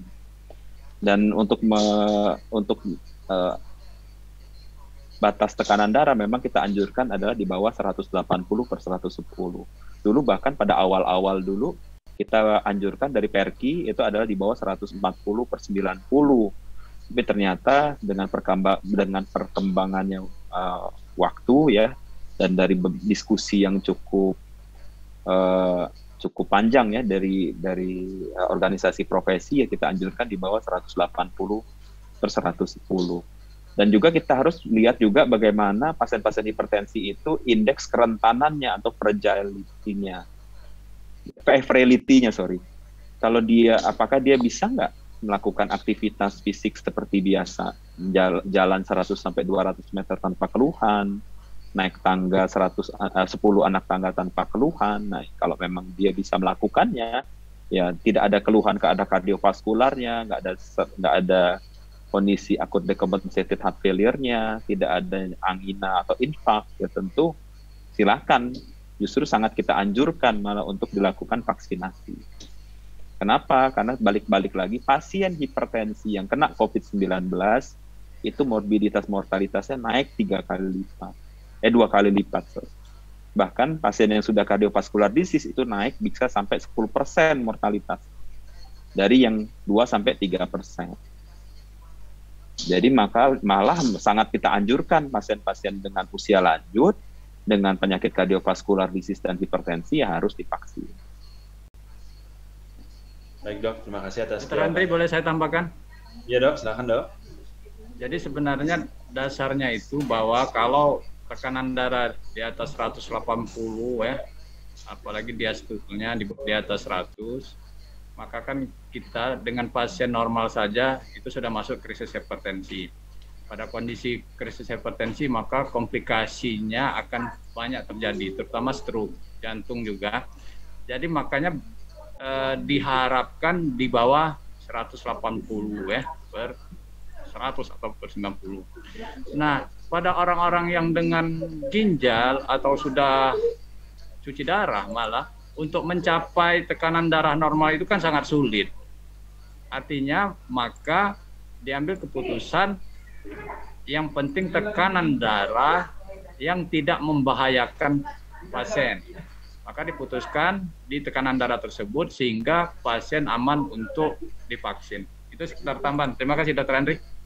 Ya, terima kasih. Jadi pasien-pasien dengan komorbid ya jangan khawatir, jangan takut. Di sini juga sejawat-sejawat yang dokter umum di lini terdepan, ya jangan khawatir untuk merekomendasikan vaksin pada pasien-pasien kita. Karena justru kalau dia tidak divaksin, tidak terproteksi dan dia kena COVID-19, maka morbiditas dan mortalitasnya jauh lebih tinggi dibandingkan dengan resiko vaksinnya. Dan sekali lagi, ingat bahwa sebelum vaksin ya pasien kan menandatangani inform consent. Jadi dia dengan kerelaan hati untuk melakukan vaksin itu, ya untuk menghindari tuntutannya. Oke dok, makasih dok. Ini ada pertanyaan untuk Dr. Novadian dok. Bagaimana penderita hipertensi yang sudah mengalami gagal ginjal, apakah ada perbedaan tata laksana baik secara farmakologi maupun non farmakologi dok? Ya, ini pertanyaan bagus sekali. Jadi kita harus tahu bahwa salah satu fungsi ginjal itu adalah untuk mengatur tekanan darah. Artinya kondisi pasien-pasien gagal ginjal itu, obat-obat yang bekerja di ginjal tentu efeknya sudah berkurang ya, seperti ACE, ARB itu sudah sangat kurang fungsinya pada pasien yang sudah gagal ginjal. Jadi lebih bermanfaat pada pasien gagal ginjal itu obat-obat CCB ya maupun sentral ya. Dan kalau yang kelasnya spironolactone ya, yang aldosteron inhibitor, itu sangat tergantung dari kondisi gagal ginjalnya stadium berapa dan sudah terjadi peningkatan kalium atau tidak. Dan masalah utama juga pada pasien-pasien gagal ginjal dengan hipertensi itu sering sekali tekanan darahnya susah dikendalikan. Kalau kita ingat prinsip dasar bahwa di ginjal juga mengatur tekanan darah, maka begitu ginjalnya rusak, maka sulit sekali untuk memberikan obat-obat antihipertensi tersebut. Kita kadang-kadang sudah menggunakan seluruh modalitas, ya. Jadi inti pemberian obat antihipertensi adalah harus berbeda golongan. Tidak boleh golongan sama, jenis hanya mereknya berbeda, kita berikan. Jadi memang masalah khusus pada pasien-pasien yang gagal ginjal, dan kita harus benar-benar memperhatikan, kita tidak bisa mempunyai target tekanan darahnya menjadi normal, tidak. Malah pada pasien-pasien gagal ginjal yang sudah cuci darah dengan tekanan darah normal, begitu dia dicuci darah sering sekali menjadi drop. Jadi tekanan darahnya berkisar, yang paling baik itu sekitar 140/80, minimal 130/80, sehingga tidak terjadi penurunan bila dilakukan cuci darah. Jadi pasien-pasien gagal ginjal itu sangat khusus untuk tata laksana hipertensinya. Gitu kira-kira, Dr. Andri. Kalau untuk terapi non farmakologinya apakah ada perbedaan, Dok? Dengan yang penderita hipertensi yang tidak mengalami gagal ginjal dan pasien hipertensi yang sudah mengalami gagal ginjal, Dok? Ya, sebenarnya kan yang orang gagal ginjal itu asupan cairannya sudah sangat kurang, ya. Garamnya juga sudah sangat kurang. Dia aktivitasnya kan apalagi yang sudah punya komorbid, dia tentu kualitas hidupnya sudah turun dibandingkan yang tidak punya komorbid. Tapi pada pasien-pasien yang murni gagal ginjal tanpa komorbid, itu sebenarnya non farmakologisnya sama saja dengan orang yang tidak gagal ginjal. Tetapi kalau dia sudah punya komorbid, misalnya sakit jantung, saraf, nah itu tentu beda, tidak bisa berlaku seperti orang hipertensi biasa. Baik, makasih, Dok. Saya undang Dr. Ermawati, jika berkenan, Dok. Tadi saya lihat pertanyaannya ingin diskusi, Dok, mengenai kasus pasiennya, Dok. Kalau berkenan bisa interaktif langsung dengan narasumber, Dok. Dr. Ermawati, Dok, ada, Dok? Dan apakah berkenan, Dok, diskusi secara interaktif?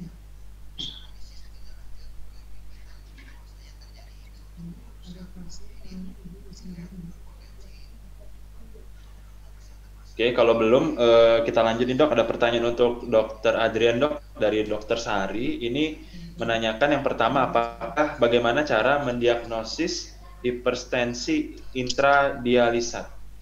Kemudian yang kedua, pada pasien hipertensi emergensi yang menggunakan terapi diltiazem intravena, bagaimana cara kita bridging nih, Dok, terapi oral ketika target MAP-nya sudah tercapai, Dok? Silakan, Dok. Kalau tadi yang pertama apa, intradialisat? Iya, Dok. Bagaimana cara mendiagnosis hipertensi intradialisat dari Dr. Sari? Mungkin ke saya itu sepertinya, ya. Yang berikutnya aja untuk Dr. Adrian. Iya. Jadi pemberian untuk kasus hipertensi emergensi kan kita harus menggunakan obat antihipertensi yang parenteral. Kenapa? Karena kita ingin menurunkan MAP sekitar 25% ya dalam waktu secepatnya, ya. Dalam 1 jam harus turun sampai segitu. Dengan diltiazem ya dosisnya adalah 5-15 mg per jam. Ya, kita titrasi mulai dengan dosis kecil 5 mg per jam, titrasi sampai 15 mg per jam. Nah, apabila sudah tercapai ya kita tentu harus men-switch ke oral. Nah, untuk kita men-switch ke oral disarankan adalah sebelum obat drip itu habis, misalnya 3 jam sebelum obat itu habis, ya kita sudah kasih dulu obat antihipertensi yang oral itu. Kalau bisa kita switch-nya dengan golongan yang sama. Misalnya CCB, ya kita switch dengan CCB. Ya, diltiazem yang drip, ya kita switch dengan diltiazem yang oral. Jadi kenapa itu? Karena obat yang intravena itu biasanya kerjanya cepat dan waktu parunya juga habisnya cepat. Jadi ketika kita diharapkan, tapi obat yang oral itu butuh waktu untuk kerja, apalagi obat-obat yang long acting. Jadi diharapkan bahwa ketika obat itu sudah kita makan, Ya dia udah mencapai steady state-nya ketika obat yang intravenanya di stop. Demikian. Baik dok, makasih dok. Lalu yang Dan tadi juga dok, hati-hati kalau kita nggak boleh menggunakan kalsium channel blocker berlama-lama ya, karena ya bisa banyak efek. Yang paling sering yang saya temuin kadang-kadang pasiennya kembung ya karena ileus paralitik. Dan dia ya kalau kayak gitu jangan khawatir aja, kita boleh kasih suplementasi kalsium glukonas aja di situ untuk mengcounter efek kalsium channel blocker. baik dok, makasih dok jawabannya dok. Pada Dr. Novadian dok, yang tadi dok, hipertensi intradialiser dok. Ya, sebenarnya hipertensi intradialitik, artinya hipertensi yang terjadi selama proses cuci darah itu ya. Jadi kalau kita melihat bahwa terjadinya peningkatan 10 nanometer Hg saja pada saat proses cuci darah, maka itu disebut hipertensi intradialitik. Nah, pada proses cuci darah itu banyak yang mempengaruhi, di mana pada saat cuci darah itu ada namanya tarikan berapa liter atau berapa kilogram yang harus kita tarik pada saat cuci darah, kemudian QB atau kecepatan aliran darahnya berapa. Nah, kemudian juga kecepatan dialisat. Artinya hal-hal yang mempengaruhi hal tersebut tentu akan mempengaruhi tekanan darah pada pasien tersebut. Yang paling penting pada pasien-pasien yang overload cairan, maka dia tekanan darahnya juga akan meningkat. Apalagi pada saat cuci darah itu harus dilakukan penarikan cairan. Misal kita tidak pas, harusnya misalnya pasien cuci darah itu ditarik 4 liter, ternyata kita tarik cuma 2 liter, maka dengan kondisi overload cairan itu akan terjadi peningkatan tekanan darah pada saat intradialitik atau pada saat cuci darah. Jadi ini masalah-masalah khusus pada kondisi pasien yang sudah gagal ginjal dan dilakukan cuci darah. Tentu penanganannya khusus juga. Biasanya yang kita perbaikin itu kondisi-kondisi yang menyebabkan tekanan darah itu naik pada saat cuci darah tersebut. Kalau memang semuanya sudah diperbaiki, tentu saja akan kita berikan obat-obat antihipertensi tambahan. Seperti itu Dr. Adrian. Baik dok, makasih dok. Dr. Andri salah. Ya dok, makasih dok. Dengan Dr. Adrian terus. Oke dok, ini tadi dok, Dr. Ermawati dok minta tolong dibacakan dok. Saya bacakan pelan-pelan dok ya. Jadi Dr. Ermawati ini dok punya pasien dok dengan keluhan jantung berdebar-debar dok. Heart rate-nya bisa sampai 140 sampai 150 kali per menit dengan tekanan darah 150/90 mm merkuri. Kemudian tekanan darahnya naik turun dok, tidak teratur. Kadang bisa normal, paling tinggi 180/100. Mempunyai riwayat gastritis kronis. Yang menjadi pertanyaan, kira-kira dok jantung berdebar ini DD-nya kemana aja dok? Lalu pada pemeriksaan fisik tidak ditemukan tremor. Pasien raditerapi dokter spesialis dengan amlodipin 5 mg dan juga bisoprolol 5 mg dan juga klonidin 2 kali 1 tablet. Tapi tekanan darah pasien kadang turun sampai 90/60. Sementara heart rate-nya masih di atas 100 dok. Lalu bila ditensi dengan tensi digital, tekanan darah dan lengan kiri dan lengan kanannya berbeda 10 mm merkuri dok. Berat badan turun 6 sampai 10 kilo akhir-akhir ini dan juga nafsu makan menurun. Kemudian ketika minum bisoprolol, pasiennya mengeluh diare dok. Nah, kira-kira apakah ada advice dok dari dokter dok? Mungkin Dokter Novadian dulu dok yang mau menanggapi dok kasus ini dok.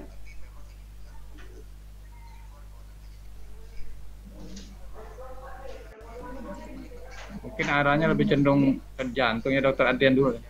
Baik dok, silakan dok. Terima kasih. Jadi pasien dengan hipertensi, dengan keluhan berdebar-debar ya tentu kita harus pikirkan apakah terdapat atrial fibrilasi atau tidak. Karena kan atrial fibrilasi itu salah satu faktor resikonya adalah hipertensi. Ya, pasien hipertensi, kemudian dia sudah timbul remodeling, akibat disfungsi diastolik, LA-nya besar, ya tentu akan timbul proses remodeling yang menjadi faktor resiko untuk timbulnya atrial fibrilasi. Nah, kalau pasien dengan atrial fibrilasi, ya tentu kita harus memberikan obat-obat untuk melakukan rate control atau rhythm control, ya tergantung dari seberapa lama atrial fibrilasi itu timbul. Nah, untuk pasien dengan kondisi begini, ya kita khawatir jangan-jangan hipertensinya bukan hipertensi yang simpel lagi, tapi sudah timbul HAMOT tadi, atau hypertension mediated organ damage. Nah, kalau Anda misalnya berada di tempat yang vaskes pertama, tentu bisa menerapkan bagaimana pelayanan esensial. Namun, bila memang memungkinkan untuk pelayanan optimal, ya bisa dikonsulkan ke spesialisnya di rumah sakit untuk dilakukan pemeriksaan lebih lanjut, dilakukan elektrokardiografi, ekokardiografi, atau Holter monitoring, misalnya untuk melihat apa sih yang menjadi sumber dari berdebar-debarnya. Jadi bisa dilakukan tata laksana. Jadi DD-nya masih banyak ya. Jadi saya belum bisa memberikan straightforward, tapi lebih baik kalau pasien begini ya dengan keluhan, jangan-jangan bukan hanya hipertensi aja, mungkin hipertensi dengan hypertensive heart disease mungkin dengan atrial fibrilasi. Baik, Dok. Dr. Novaden ada mau menambahkan sedikit? Ya, silakan, Dok. Jadi ya tadi walaupun mungkin sudah dicari apakah ada hipotiroid ya. Kemudian faktor atrial fibrilasi ini di samping ke jantung juga ke stroke ya, faktor risiko juga. Dan kadang-kadang juga pasien dengan hiperkoagulasi. Jadi kan sepertinya pasien ini harus dirujuk kalau menurut saya, supaya bisa dievaluasi lebih lanjut dengan modalitas yang lebih dibandingkan di Paskes. Artinya harus dicari betul apa penyebab kondisinya itu. Jadi kan banyak faktor yang bisa menyebabkan berdebar-debar. Nah, dengan beberapa pemeriksaan seperti yang dari Dr. Tian tadi, dan tentu saja dengan pemeriksaan labor, tentu kita akan temukan penyebab dari berdebar-debar tersebut. Dr. Andi, seperti itu. Baik, Dok. Terima kasih, Dok. Lalu ada pertanyaan lagi, Dok. Ini mungkin untuk Dr. Adrian, Dok ya. Obat flu, Dok. Jadi kalau obat flu yang dijual di pasaran itu tertulis hati-hati penggunaan pada penderita hipertensi. Kalau obat flu, apakah boleh, Dok, dikonsumsi penderita hipertensi, Dok? Mohon tanggapannya, Dok. Kita harus hati-hati karena kebanyakan obat flu kan mengandung pseudoephedrine. Pseudoephedrine itu kan bisa mengakibatkan peningkatan tekanan darah. Jadi itu yang kita harus hati-hati karena itu kan dipakai untuk sebagai dekongestan. Jadi ya kalau saya pribadi sih, kalau pasien dengan hipertensi dengan terkena flu ya paling saya sarankan ya minum paracetamol aja, yang paling aman. Oke, baik. Apalagi jadi memang bukannya kita nggak boleh, tapi kita harus apabila memang tekanan darahnya terkontrol ya nggak apa-apa. Tapi kita juga memberikannya dengan precaution. Namun apabila memang tekanan darahnya belum terkontrol, kemudian kita berikan obat-obat flu yang mengandung pseudoephedrine, ya dikhawatirkan kan tensinya malah tambah tinggi. Baik, Dok. Berarti intinya hati-hati, Dok ya, tetap, Dok ya. Hati-hati, bukan berarti nggak boleh sama sekali, ya hati-hati. Baik, Dok. Lanjut, Dok. Ini ada pertanyaan dari Dr. Lisa, Dok. Izin bertanya, Dok, dalam terapi hipertensi, berapa batas waktu kita beralih ke step berikutnya apabila target yang terapi tidak tercapai, Dok? Ya. Jadi kita yang penting adalah pemantauan. Biasanya kalau kita pantau di poliklinik ya bisa satu. Nah, pertama kita harus lihat apakah ini suatu hipertensi yang bukan krisis atau non krisis kan. Kalau krisis kan targetnya bukan per hari-hari, malah hitungannya jam, malah kan kita harus menurunkan tekanan darahnya 25% dari MAP. Hipertensi krisis berarti kan ada peningkatan tekanan darah disertai dengan target organ damage. Nah, kalau kayak gitu ya tentu harus segera diturunkan. Nah, apabila hipertensi yang kasus bukan krisis, ya tentu kita bisa lakukan evaluasi misalnya setiap 4 minggu atau 1 bulan. ya silakan dititrasi obat antihipertensinya, dikombinasi. Biasanya kita mulai dengan low dose dulu, ACE inhibitor yang paling gampang. Kemudian ya kalau ACE inhibitornya, kalau saya pribadi sih menyarankan bahwa karena hipertensi itu multifaktorial, lebih baik sih kita kombinasi ketimbang menggunakan satu obat antihipertensi saja dan dititrasi sampai dosis maksimal. Lebih baik sih obat ini kita kasih dosis rendah dikombinasi, misalnya ACE dengan calcium channel blocker, masing-masing dosis rendah kita kombinasiin, dari ketimbang kita menguptitrasi dosis ACE inhibitornya sampai dosis maksimal baru melakukan kombinasi. Gitu. Baik dok. Baik, tambahkan Dr. Andri. Ya silakan dok. Jadi kalau kita lihat bahwa kondisi hipertensi itu kita lihat pertama kita temukan itu kalau memang sudah jelas kita pastikan ada hipertensi stage 1 atau 2 yang paling mudah ya. Beberapa panduan juga mengatakan bila hipertensi stage 2 biasanya kita langsung pakai 2 obat ya. Nah, bagaimana kita menilai hipertensi dan pengobatannya? Sepertinya kita harus memakai prinsip tailor atau tukang jahit ya. Artinya harus tahu persis bagaimana kondisi pasien tersebut. Harus kita lihat faktor risikonya, apa yang akan memperberatnya, sehingga kita bisa menentukan obat-obat yang tepat untuk pasien tersebut. Kalau dia misalnya hipertensi stage 2, tentu kita kombinasi 2 obat sampai tekanan darahnya terkontrol, kita turunkan dosisnya ya sampai dosis minimal. Jadi mungkin itu tambahan dari saya. Terima kasih. Baik, makasih dok. Karena keterbatasan waktu juga, sebenarnya saya mohon maaf nih kepada sejawat-sejawat yang pertanyaannya belum sempat disampaikan ke narasumber. Terima kasih dok, Dr. Adrian, Dr. Novadian sudah meluangkan waktu untuk berbagi. Selanjutnya kita mau foto dulu nih dok. Jadi kepada peserta diharapkan mengaktifkan kameranya. Kita foto bareng dulu untuk dokumentasi.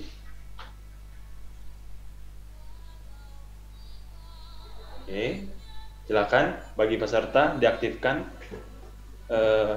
fitur kameranya. Oke.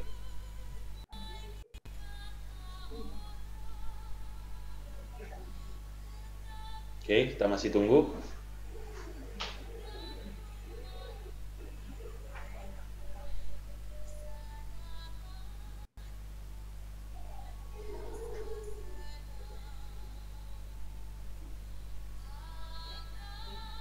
Oke, baik, saya hitung ya. 1, 2, 3. Oke, selanjutnya 1, 2, 3. Slide berikutnya 1, 2, 3. Oke, cukup ya. Lalu ini panitia nih mengumumkan pemenang 2 bingkisan jatuh kepada yang pertama adalah Dr. Sari Kairunisa dan yang kedua adalah Dr. Ermawati. Nah, kepada Dr. Sari dan Dr. Ermawati silakan menghubungi panitia, nanti bisa komunikasi dengan panitia untuk serah terima bingkisannya. Baik, kita tiba di akhir acara, jadi bisa saya simpulkan bahwa hipertensi tetap harus berpatokan pada deteksi dini dan juga tata laksana. Dan di era COVID sekarang ini, kita tetap harus memperhatikan hipertensi dan tidak menyepelekannya melalui langkah-langkah yang bisa kita lakukan, salah satunya tadi melalui layanan telemedicine dan juga pengobatan.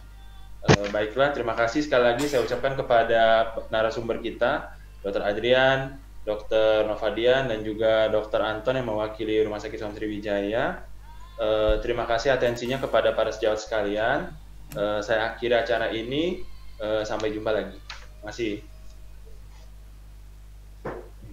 Terima kasih Dr. Andri, Dr. Novadian, Dr. Anton, sejawat sekalian. Semoga bermanfaat ya.